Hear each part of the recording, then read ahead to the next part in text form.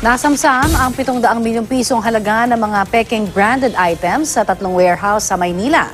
Bumulaga naman sa customs ang isang luxury car na tinangkaraw ipuslit sa bansa.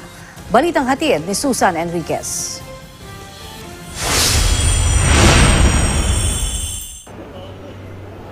Forklift at iba pang mga used items mula Japan ang deklaradong laman ng container van. Pero nang idaan ito sa X-ray machine ng Bureau of Customs, tumambad ang luxury car na Bentley Continental GT na nagkakahalaga ng mahigit 12 milyong piso.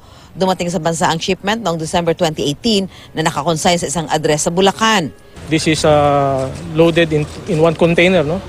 One container declared as used engine, forklift, and assorted household items. Yes, sir.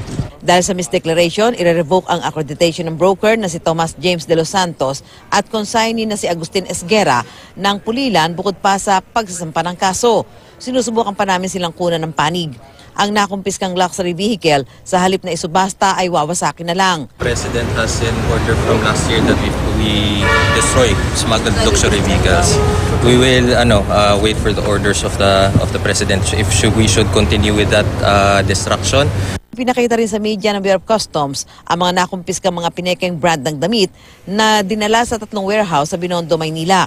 Mahigit 2,000 sako ang pinaglagyan ng mga Peking produkto na nagkakahalaga ng 700 milyong piso. These goods end up sa sa mga tiyanggi-tiyanggi, sa mga stalls, sa mga malls.